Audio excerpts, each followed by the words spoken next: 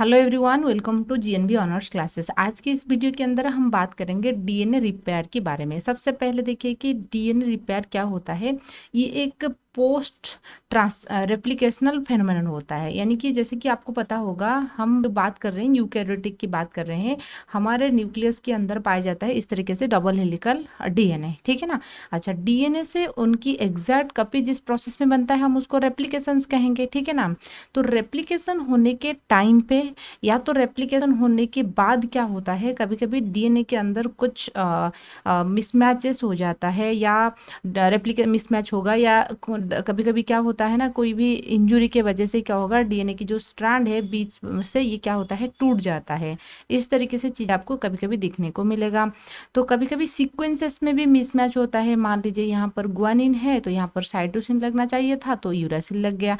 तो इस तरीके से कुछ चीज़ें होता है, उसको हमको सही करने के लिए जो मैकेनिज्म हम यूज़ करते हैं उसको हम बोलते हैं DNA repair mechanisms. So I hope आपको क्लियर होगा कि डीएनए रिपेयर हम क्यों करते हैं। कोई चीज़ों को रिपेयर, कहीं तरह वो टूट जाए या तो कुछ सही ना हो तो उसके बाद तो हम उसको रिपेयर करेंगे ना, ठीक है। अच्छा, डीएनए रिपेयर मैकेनिज्म्स जो होते हैं वो आपकी, पहले हम देखेंगे दो तरीके के आप रिपेयर कर सकते हो। एक होता है उनकी जो फॉस्फोडाइस्टर बॉन्ड को तोड़ के कर सकते हो, बगैर फॉस्फोडाइस्टर बॉन्ड ब्रेकेज हुए भी हम उसको कर सकते हैं, ठीक है ना।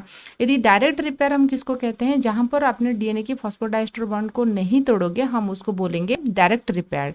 यदि फॉस्फोडाइस्टर बॉन्ड को तोड़ने के बाद हम रिपेयर करते हैं हम उसको बोलेंगे इनडायरेक्ट रिपेयर। तो आप मेरे हिसाब से समझ लीजिए कि फॉस्फोडाइस्टर बॉन्ड क्या होता है। डीएनए क्या है, एक पॉलीन्यूक्लियोटाइड है, जैसे कि आपको पता होगा DNA is made up of sugar, phosphate and nitrogenous basis. Nitrogenous basis में अपने बचपन से पढ़े होंगे, एटीजीसी आपको कहा जाता है, ठीक है। तो जो सुगर होता है वो पेंटोज सुगर होता है, यानी कि 5 कार्बन सुगर रहेगा।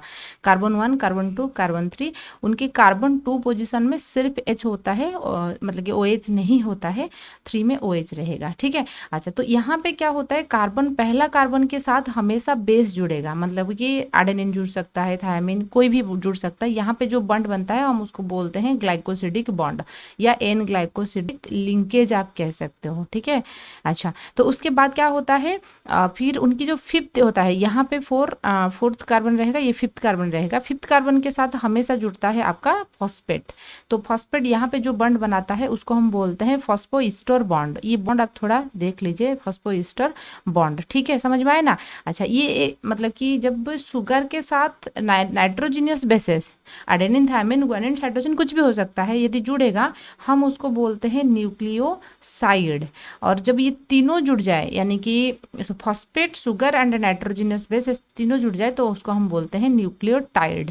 इसी तरीके से ढेर सारे न्यूक्लियोटाइड आपस में जुड़ने के बाद they should forms the DNA, ठीक है ना। डीएनए की जो स्ट्रैंड है ये बनाते हैं। तो यहाँ पे क्या होगा, मान लीजिए और एक न्यूक्लियोटाइड में बनाऊंगी, ये आपस में क्या करेंगे, और एक न्यूक्लियोटाइड मान लीजिए ये हो गया, उनकी जो फॉस्फेट है, ये 3 प्राइम की जो OH होता है वो दोनों के बीच में बॉन्ड बनता है। इस बॉन्ड को हम बोलते हैं फॉस्फोडाइस्टर बॉन्ड।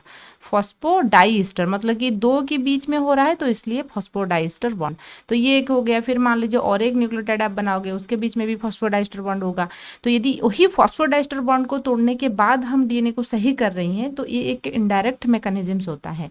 और कभी कभी क्या होता है, फॉस्फोडाइस्टर बॉन्ड को तोड़ने की जरूरत नहीं है। मान लीजिए यहाँ जैसे मैंने आपको बात की थे, ग्वानिन था, आपको यूरासिल, ग्वानिन के प्लेस में साइटोसिन लगना चाहिए था लेकिन यूरासिन हो गया। तो अब क्या करोगे, सिर्फ यूरासिल को हटा के साइटोसिन लगा दोगे, हो जाएगा बात। तो फॉस्फोडाइस्टर बॉन्ड तोड़ने की कोई ज़रूरत नहीं है, ठीक है ना। तो इसलिए जो रिपेयर दो तरीके के होता है। अब हम देखेंगे, जैसे फॉस्फोडाइस्टर बॉन्ड हो गया, आपको ये चीज़ें क्लियर होगा। तो अब हम देखेंगे जो डायरेक्ट रिपेयर मैकेनिज्म्स के अंदर दो चीज़ हम देखेंगे, एक होता है डीएनए फोटोलाइज और एक होता है मिथाइल ट्रांसपोरेज। ये दो के बारे में बात करेंगे, डायरेक्ट रिपेयर मेथड और इनडायरेक्ट रिपेयर मेथड में हम जब भी एक स्ट्रैंड डीएनए की ब्रेक हुए तब क्या करेंगे, सिंगल स्ट्रैंडेड ब्रेक होने से क्या करेंगे, यदि दोनों की दोनों strand at a time break हो जाएगा तभी क्या करेंगे? सिंगल स्ट्रैंडेड रिपेयर को मतलब कि ब्रेक को रिपेयर करने के लिए हम एक्सीजन रिपेयर कर सकते हैं। एक्सीजन में यदि सिर्फ बेस यानी कि एडेनिन, थायमिन, गुआनिन, साइटोसिन में कुछ भी इधर उधर हुआ है यानी कि मिसमैच हुआ है उसको हम रिपेयर करेंगे, या तो पूरा का पूरा न्यूक्लियोटाइड। न्यूक्लियोटाइड बोलेंगे तो क्या है? शुगर, फॉस्फेट एंड बेसेस, थे ना, तीनों की तीनों यदि कुछ गलती हुआ है तो उसको भी हम रिपेयर कर सकते हैं। और एक होता है मिसमैच रिपेयर, ठीक है ना, ये सिंगल स्टैंडर्ड रिपेयर के अंदर आएगा। डबल स्टैंडर्ड में जैसे होमोलोगस रिकॉम्बिनेशन होता है, और एक मतलब कि होमोलोगस क्रोमोसोम के बीच में यदि मान लीजिए कोई ब्रेक हुआ है उसको कैसे हम सही करेंगे, या तो नॉन होमोलोगस क्रोमोसोम के बीच में यदि कोई ब्रेक हुआ है उसको कैसे सही करेंगे देखेंगे। तो सबसे पहले हम डायरेक्ट रिपेयर मैकेनिज्म्स की दो चीज पढ़ेंगे, एक डीएनए फोटोलाइएज और एक मिथाइल ट्रांसफरेज। तो देखिए डायरेक्ट यहाँ पे कोई फॉस्फोडाइस्टर बॉन्ड ब्रेक नहीं होगा। कभी कभी क्या होता है, ये आपकी नॉर्मल डीएनए है, ठीक है ना, मान लीजिए ये इस तरीके से एक स्ट्रैंड के अंदर जो थायमिन है, तो बेसिकली क्या होता है, एक स्ट्रैंड इधर मान लीजिए पास पास ये थायमिन है, ये उसकी एडेनिन के साथ हाइड्रोजन बंड बनाना था, तो ये आपस में क्या करेंगे, बंड बना लेंगे, इसको हम थायमिन डाइमर बोलते हैं। समझ में आ रहा है? तो यदि ऐसे बंड नहीं बनना चाहिए था, बॉन्ड आपको एक स्ट्रैंड दूसरे स्ट्रैंड के साथ बनाना है, इस तरीके से होगा। तो यहाँ पे एक एंजाइम्स होता है, एंजाइम्स का नाम होता है फोटोलाइएज। तो इस एंजाइम्स आके यहीं पे बाइंड होगा, और ये एंजाइम्स क्या होता है, फोटो रिएक्टिवेशन यानी कि कुछ लाइट की जरूरत होता है, लाइट की इंटेंसिटी 250 से 300 नैनोमीटर की लाइट में ये एक्टिवेट होगा, जिसको हम फोटो रिएक्टिवेशन कहते हैं। तो जब भी इस एंजाइम्स के ऊपर लाइट फॉल डाउन होगा तभी ये एक्टिवेट होगा। तो होने के बाद जो डाइमर बना है यानी कि इस तरीके से जो बॉन्ड बना है वो बॉन्ड को तोड़ेगा, and in pyrimidine dimer photo reactivation, this is called repair by photo reactivation process, ठीक है ना। तो इसको हम ऐसे कहते हैं। तो इसलिए ये क्या होगा, तो जो डाइमर बना था ये बॉन्ड टूट जाएगा तो सही हो जाएगा, ठीक है। अच्छा, नेक्स्ट बात करेंगे वही reversal of methyl 6 methyl guanosine to guanine by methyl transferase. यानी कि कभी कभी क्या होता है, यदि आपने ग्वानिन की स्ट्रक्चर देखोगे, ये ग्वानिन की स्ट्रक्चर होता है, ठीक है ना, ग्वानिन की स्ट्रक्चर। तो यहाँ पे उनकी 6th पोजीशन में यदि एक मिथाइल ग्रुप ऐड हो गया तो ये प्रॉब्लम है, क्योंकि नॉर्मल ग्वानिन में आपकी 6th पोजीशन में मिथाइल नहीं होता है। यदि मान लीजिए किसी भी वजह से क्या हुआ, 6th पोजीशन में मिथाइल ग्रुप ऐड हो गया, यदि ऐड हुआ तो क्या होगा, यहाँ पर एक एंजाइम्स होता है जिसका नाम है मिथाइल ट्रांसपोरेज। इस एंजाइम्स क्या करेगा, ग्वानिन के अंदर जो मिथाइल ग्रुप है वो अपने ऊपर ट्रांसफर कर लेगा, तो सही हो जाएगा चीजें, यहाँ पर कोई बॉन्ड ब्रेक करने की जरूरत नहीं पड़ी। तो जो ग्वानिन चीजें मतलब कि चेंज हुआ था, 6 मिथाइल ग्वानोसाइन हो गया था, अभी ये ग्वानिन हो जाएगा। तो एंजाइम्स की नाम याद रखिए, यहाँ पर जो एंजाइम यूज होता है मिथाइल ट्रांसपोरेज, और डायरेक्ट मेथड में आपका जो एंजाइम्स यूज हुआ था एंजाइम फोटोलाइएज, ठीक है। अच्छा, अब हम बात करेंगे इनडायरेक्ट मेथड की, एंड इनडायरेक्ट मेथड की हमने पहले बात करेंगे सिंगल डीएनए की 2 स्ट्रैंड से भी एक स्ट्रैंड की ब्रेक हुआ है तब क्या करेंगे, ठीक है ना। तो पहले एक्सीजन रिपेयर देखेंगे, उसके बाद मिसमैच। एक्सीजन के अंदर फिर 2 आता है, एक बेस एक्सीजन, एक न्यूक्लियोटाइड एक्सीजन। तो एक्सीजन रिपेयर देखिए, यदि डीएनए की आपको जैसे अब पता है कि इस तरीके से शुगर फॉस्फेट रहता है, और मान लीजिए एडेनिन है, फिर शुगर फॉस्फेट, फिर मान लीजिए थायमिन है, शुगर फॉस्फेट, और मान लीजिए ग्वानिन है। यदि सिर्फ और सिर्फ वही बेस में कुछ प्रॉब्लम हुआ है, मान लीजिए थायमिन, यहाँ पर ग्वानिन है, यहाँ पर साइटोसिन लगना चाहिए था, साइटोसिन ना लग के दूसरे स्ट्रैंड में यहाँ पर यूरासिल है, तो उनका शुगर फॉस्फेट ऐसे है। तो इस केस में हम क्या करेंगे, यदि सिर्फ बेस में कुछ प्रॉब्लम हुआ है, बेस में, या तो कभी कभी क्या होता है पूरा का पूरा न्यूक्लियोटाइड में ही प्रॉब्लम होगा, तो क्या करेंगे, ठीक है। अच्छा, तो यदि बेस में होगा तो हम उसको बेस एक्सीजन रिपेयर कहेंगे। तो यदि बेस में प्रॉब्लम हुआ है, वही बेस को हमको रिमूव करना है यानी कि फिर दोबारा करना है, तो इसको हम बेस एक्सीजन कहेंगे। यदि पूरा का पूरा न्यूक्लियोटाइड यानी कि sugar phosphate and nitrogenous bases, तो हम उसको न्यूक्लियोटाइड एक्सीजन कहेंगे। सबसे पहले देखिए कि base excision repair. Base excision repair में जैसे कभी कभी इस तरीके से होता है, ठीक है ना, गुआनिन के प्लेस में साइटोसिन लगना चाहिए था लेकिन यूरासिल लग गया, ठीक है ना, कोई मिथाइलेशन मतलब डीएमिनेशन प्रोसेस की वजह से ऐसे हुआ है। तो यहाँ पर क्या होता है ना, देन डीएनए ग्लाइकोसाइलेज एंजाइम्स, जहाँ पर मतलब कि मिसमैच हुआ है उस पर्टिकुलर एरिया के अंदर एक एंजाइम है जिसका नाम है डीएनए ग्लाइकोसाइलेज। तो इस एंजाइम्स आएगा उस पर्टिकुलर हिस्से में क्या करेगा, बाइंड करेगा। यहाँ पे पिक्चर पे देखिए, तो यहाँ पे देखिए 5 प्राइम से 3 प्राइम स्ट्रैंड है यहाँ पे, और 3 प्राइम से 5 प्राइम, यहाँ पर ग्वानिन था, यहाँ पर साइटोसिन लगना चाहिए था लेकिन यूरासिल है। तो जहाँ पे मिसमैच हुआ है, ठीक है ना, डी टू डीअमीनेशन प्रोसेस की वजह से, क्योंकि यदि आपने साइटोसिन एंड, ठीक है ना, यूरासिल्स देखोगे तो डीअमीनेशन प्रोसेस की वजह से साइटोसिन जो है यूरासिल्स को भी कन्वर्ट हो सकता है। तो क्या होगा, तो एंजाइम्स आके डीएनए ग्लाइकोसिलेज, ठीक है ना, इस एंजाइम से आके यहाँ पे बाइंड हो जाएगा।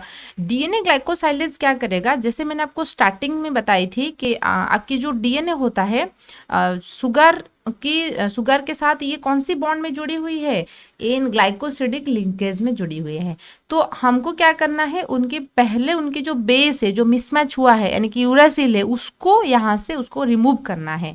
तो इसलिए डीएनए ग्लाइकोसाइलेज जो एंजाइम्स होता है that will break the glycosidic linkage. Clear हुआ आपको चीजें, क्योंकि हमको पहले पूरा चीजें को ब्रेक करना नहीं है, पहले जो मिसमैच हुआ है, जो यूरासिल से यहाँ पे जुड़ा है, साइटोसिन जुड़ना चाहिए था, तो हमको यूरासिल को ब्रेक करना है। तो यूरासिल को ब्रेक करें तो कौन सी बॉन्ड ब्रेक होगा, ग्लाइकोसिडिक बॉन्ड ब्रेक होगा, ठीक है। अच्छा, तो अब देखिए, तो uracil detected and remove then baseless nucleotide, यानी कि न्यूक्लियोटाइड तो है लेकिन उनके पास बेस नहीं है, सुगर फॉस्फेट सही है लेकिन बेस नहीं है। तो उसके बाद क्या होगा, एपी एंडोन्यूक्लियस, एपी मतलब ए प्यूरिन या ए पिरिमिडिन। प्यूरिन के अंदर आपका कौन आते हैं, प्यूरिन जो न्यूक्लियोटाइड बेस होते हैं, एक होता है प्यूरिन, प्यूरिन में आते हैं AG, adenine and guanine, and pyrimidine जो होते हैं ना, उसमें आपने याद रखिए कॉट। हालांकि आरएनए में यूरासिल होता है, थायमिन में नहीं, सॉरी जो डीएनए में नहीं होता है, कॉट याद रहे, उसको एजी याद रखिए, ठीक है। अच्छा, उसको ग्वानिन, अभी देखिए ग्वानिन जुड़ना था तो ये प्यूरिन कहेंगे, मान लीजिए कहीं पे थायमिन को करना है तो ये पेरिमिडिन कहेंगे। तो ये एक एंडोन्यूक्लियस है। एंडोन्यूक्लियस का मतलब है कि ऐसा एंजाइम्स जो डीएनए को बीच में कट कर सकता है, उसको हम एंडोन्यूक्लियस कहेंगे। Baseless nucleotides removed by the AP endonuclease. तो पूरा का पूरा उनकी जो न्यूक्लियोटाइड सीक्वेंसेस था, डीएनए ग्लाइकोसाइलेज सिर्फ बेस को रिमूव किया है, लेकिन पूरा का पूरा जो न्यूक्लियोटाइड शुगर फॉस्फेट की जो बैकबोन था उसको कौन रिमूव करेगा, एपी एंडोन्यूक्लियस, ठीक है ना। एक बार ये उसको रिमूव करने के बाद फिर आपका क्या होगा, नेक्स्ट डीएनए पॉलीमरेज 1 आएगा। डीएनए पॉलीमरेज एक ऐसा एंजाइम है जो सिंथेसाइज कर सकता है, तो उसको सही करेगा, यानी कि साइटोसिन लगाएगा। फिर डीएनए लाइगेज की मदद से यहाँ पर जो फॉस्फोडाइस्टर बॉन्ड था वो भी जुड़ जाएगा। तो ये होता है बेस एक्सचिएंज रिपेयर, ठीक है। नोट्स यहाँ पे अवेलेबल है, आप उसको नोट्स की तौर पे भी लिख सकते हो, ऐसे भी समझ सकते हो, ठीक है। नेक्स्ट बात करेंगे न्यूक्लियोटाइड एक्सचिएंज रिपेयर। न्यूक्लियोटाइड एक्सचिएंज रिपेयर्स में क्या होगा, देखिए यहाँ पर कुछ प्रोटीन्स, ग्रुप ऑफ प्रोटीन पाया जाता है, इसको हम यूवीआर प्रोटीन कहते हैं। जहां पर पूरा कंप्लीट न्यूक्लियोटाइड में मिसमैच हुआ है, मान लीजिए उसको आके रिकॉग्नाइज करेगा। एक ग्रुप ऑफ प्रोटीन है UVA, UVB, UVC and UVD, A B C D, ठीक है। ये एक कॉम्प्लेक्स प्रोटीन की कॉम्प्लेक्स होता है। जहां पर न्यूक्लियोटाइड की मिसमैच हुआ है, पहले यूवीए आके उसको डिटेक्ट करेगा, ठीक है ना। डिटेक्ट करने के बाद यूवीए क्या करेगा, रिक्रूट करेगा कि यूवीबी तुम भी आ जाओ, ठीक है। तो हेलिक्स एरिया के अंदर आ गया, UVB bind and open the helix. तो ये थोड़े बहुत जिस एरिया में हुआ है उस, मतलब कि यहाँ पे क्या करेगा, आके यूवी बी बाइंड होने के बाद थोड़ा हेलिक्स ओपन हो जाएगा। मान लीजिए यहाँ पे हुआ था तो इस वाला एरिया भी ओपन हो गया, यूवी बी, ठीक है। फिर उसके बाद यूवी सी आके ज्वाइन होगा। यूवी सी जो होता है, सी फॉर कॉट याद रखिए। यूवी सी क्या करेगा, उसको कट करेगा, ठीक है। यूवी सी कट करेगा। कट कहाँ से कर रहा है, उनकी जो 5 प्राइम एंड होता है, 5 प्राइम एंड में क्या करेगा, यहाँ पे मान लीजिए इस न्यूक्लियोटाइड मिसमैच हुआ है, उनमें से 8 बिफोर 8, मतलब कि ये 1 है, 2 3 4 5 6 7 8, समझ में आ रहा है। तो 8 न्यूक्लियोटाइड पहले से कट लगाएगा, जो उनकी 3 प्राइम एंड होता है 3 to 4 न्यूक्लियोटाइड के बाद, मतलब कि थोड़ी गैप के बीच में ये क्या करेगा, ऐसा नहीं कि जिस न्यूक्लियोटाइड मिसमैच है उसको ही ब्रेक कर रहा है, उससे 8 न्यूक्लियोटाइड मतलब कि आगे और 3 to 4 न्यूक्लियोटाइड पीछे, मतलब कि एक बड़ा सा एरिया को कट कर रहा है, ठीक है। अच्छा, तो अभी क्या होगा, तो यूवी डी प्रोटीन आएगा एंड हेलिकेज एंजाइम्स, ये पूरा का पूरा डीएनए को अनवाइंड कर देगा। यूवी डी प्रोटीन आके रिक्रूट होगा और यूवी डी एक हेलिकेज जैसे काम करता है। हेलिकेज का मतलब है कि जो दो स्ट्रैंड के बीच में जो हाइड्रोजन बॉन्ड होता है उसको जो कट करेगा उसको हम हेलिकेज कहते हैं, ठीक है। अच्छा, तो टोटल सीक्वेंसेस गेट, तब उसके बाद फिर डीएनए पॉलीमरेज आएगा, पूरा पूरा सीक्वेंसेस जो कट हुआ है, यानी कि जिस वाला हिस्सा मिसमैच हुआ था उससे 8 5 प्राइम एंड से 8, ये एक 9 हो गया, प्लस 3 to 4 यानी कि 12 to 14 बेस पेयर की एक बड़ा सा सीक्वेंस है, वो सिंथेसाइज करेगा। ठीक है, इसको हम बोलते हैं न्यूक्लियोटाइड एक्सक्लूजन रिपेयर। नेक्स्ट बात करेंगे सिंगल स्ट्रैंडेड ब्रेक की मिसमैच रिपेयर। एक्सक्लूजन रिपेयर आपकी हमारा कंप्लीट हो गया, बेस एक्सक्लूजन न्यूक्लियोटाइजेशन। अभी देखेंगे मिसमैच रिपेयर। ठीक है, तो कुछ एंजाइम्स होते हैं जब भी डीएनए सिंथेसिस हो रहा है, यानी कि during the time of replication, mismatch repair की बात करेंगे। रेप्लिकेशन जब चल रहा है तो क्या होगा, हमेशा क्या होता है, एक ओल्ड स्ट्रैंड रहता है और एक न्यू स्ट्रैंड रहता है, समझ रहे हो ना। न्यू स्ट्रैंड को हम डॉटर स्ट्रैंड कहेंगे और ओल्ड स्ट्रैंड को हम पेरेंट स्ट्रैंड कहते हैं। Daughter strand and parent strand के बीच में कुछ डिफरेंसेस होता है। जो पेरेंट स्ट्रैंड रहेगा उनमें कुछ सीक्वेंसेस होता है, GATC उस सीक्वेंसेस को कहते हैं, और उनकी GATC में जो एडेनिन होता है, उस एडेनिन के पास एक मिथाइल ग्रुप रहता है, इसलिए वो ओल्ड स्ट्रैंड, आपको पता ही लग जाएगा कि वो ओल्ड स्ट्रैंड है। ठीक है ना, लेकिन जो न्यूली सिंथेसाइज्ड डॉटर स्ट्रैंड होता है उनके एडेनिन में आपको कोई मिथाइल ग्रुप देखने को नहीं मिलेगा। तो इजीली आप पता लगा सकते हो कि ये न्यूली फॉर्म्ड स्ट्रैंड है, क्योंकि मिथाइल ग्रुप नहीं है। यदि मिथाइल ग्रुप है तो आप बोल सकते हो कि वो ओल्ड स्ट्रैंड है। ठीक है, अच्छा, तो मिसमैच रिपेयर कब हो रहा है, जब डीएनए सिंथेसिस चल रहा है उस टाइम पे होगा। तो क्या होता है, during DNA replication there is one parent strand होगा और न्यू स्ट्रैंड होगा। एनी मिसमैच, डॉटर स्ट्रैंड में जो भी कोई मिसमैच होगा तो मिसमैच रिपेयर सिस्टम उसको रिकॉग्नाइज कर सकता है। करने के बाद ये क्या करेगा, कुछ प्रोटीन होता है जैसे कि आपकी म्यूट एस हो गया, mute L and mute H, जो कि हेल्प करेंगे। देखिए कैसे कर रही हैं। ठीक है, सबसे पहले क्या होगा, म्यूट एस आके रिकॉग्नाइज करेगा। मान लीजिए जी ग्वानिन था, यहाँ पर साइटोसिन लगना चाहिए था लेकिन थायमिन लग गया, तो उसको क्या म्यूट एस पहले रिकॉग्नाइज करेगा। म्यूट एस आने के बाद वो क्या करेगा, ये म्यूट एल को रिक्रूट करेगा। ठीक है ना, वो दोनों आके कॉम्प्लेक्स बनाएंगे, फिर म्यूट एच आ जाएगा। ठीक है, जब म्यूट एच आएगा, ठीक है, this two Mut complex form a bend, उसके बीच में एक इस तरीके से एक बेंड बन जाएगा।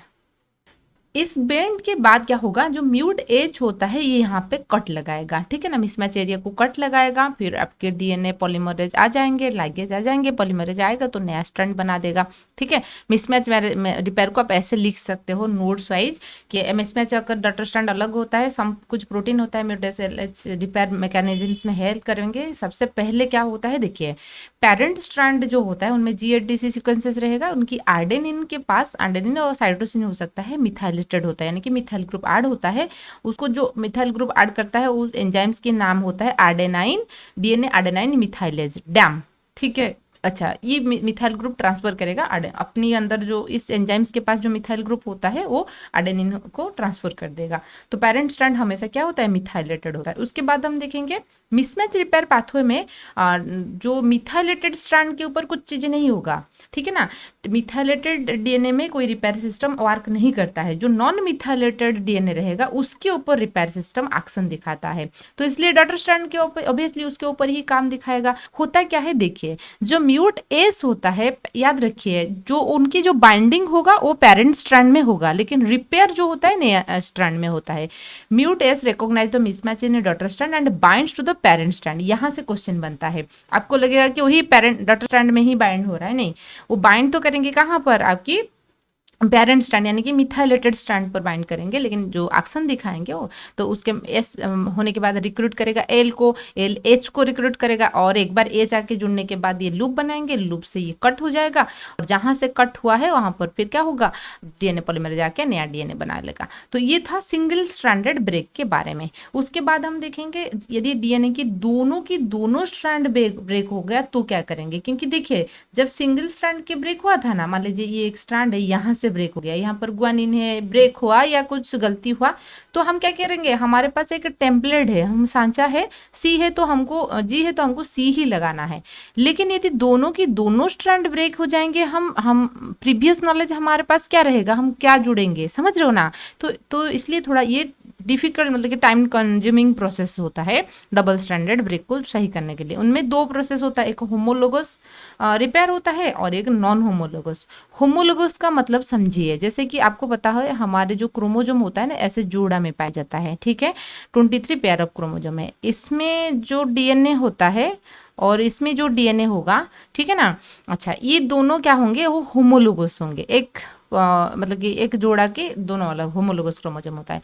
लेकिन मान लीजिए यहाँ पर एक डीएनए है और यहाँ पर एक डीएनए है, तो इसको हम नॉन होमोलोगस कहेंगे। समझ में आ रहा है? तो ये नॉन होमोलोगस हो गया। तो सबसे पहले non homologous and joining pathway हम देखेंगे। होमोलोगस जो होता है अपने मेयोसिस के अंदर भी वही चीजें पढ़े होंगे, वही होमोलोगस होता है। नॉन होमोलोगस पाथवे में क्या होता है देखिए, मान लीजिए जहां पर ब्रेक हुआ है, दोनों स्ट्रैंड ब्रेक हुआ है, जहां पे ब्रेक होगा वहीं पे कुछ प्रोटीन्स होता है, वो होता है KU70 एंड KU80 करके दो प्रोटीन होते हैं, वो आके उस पर्टिकुलर एरिया में बाइंड होंगे। एक साइड में KU70 और एक साइड में KU80, ठीक है। 70-80 आके दो साइड में बाइंड हो गया।